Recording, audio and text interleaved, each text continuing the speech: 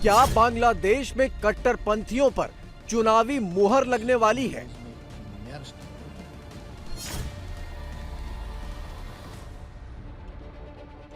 बांग्लादेश में ये कौन सी विंटर आने वाली है जो सब कुछ जमा देने पर आमादा है?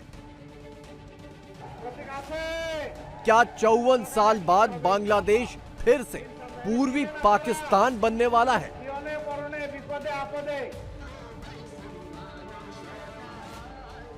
देखिए, मोदी तो कभी नहीं चाहेगा पाकिस्तान और बांग्लादेश जो भी मुसलमान मुल्क हैं वो आपस में इनकी फ्रेंडशिप हो जाए।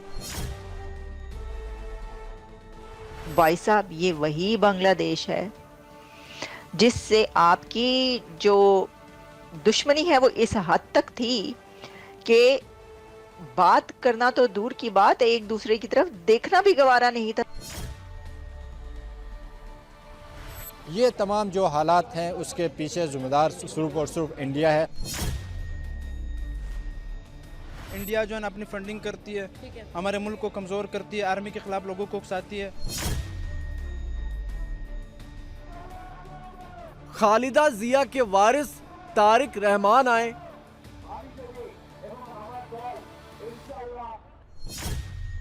या फिर जमाते इस्लामी के चीफ शफीकुल रहमान आए?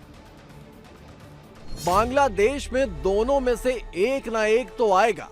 भारत के लिए सवाल यह है कि जो भी आएगा वो बांग्लादेश को क्या बनाएगा।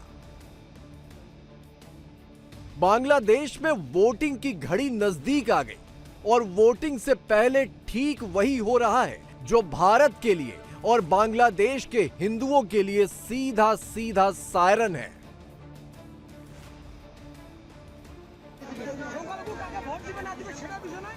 बांग्लादेश के नीलफामारी जिले में वोटिंग से पहले हिंदू बस्तियों पर हमला कर दिया गया। हमला करने वाले लोग जमाते इस्लामी पार्टी के कार्यकर्ता थे।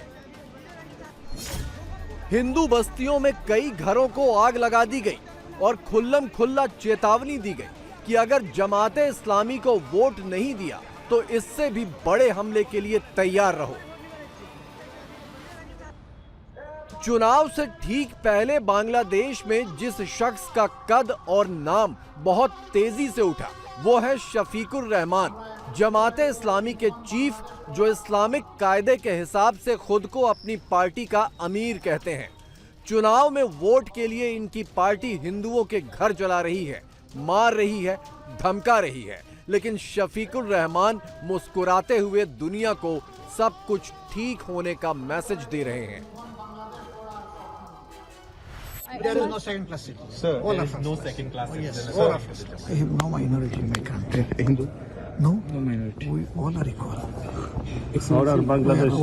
We are all first class citizen in this country. We never endorse any minority or majority. Only upon the basis of belief.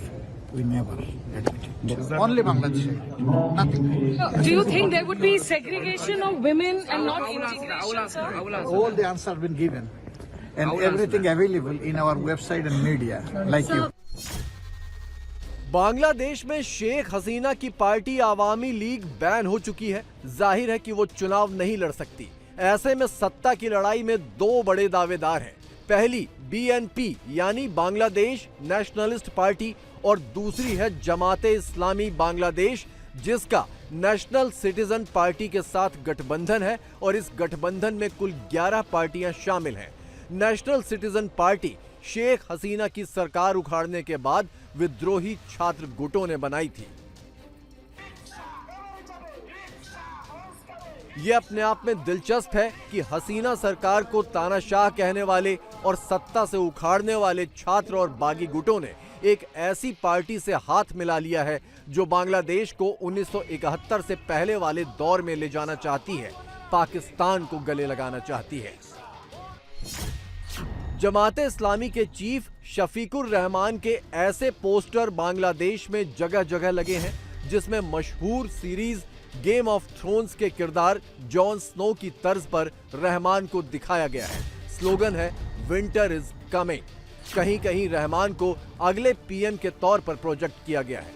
सवाल यह है कि ये कौन सी विंटर है जो रहमान बांग्लादेश में लाने का इरादा रखते हैं।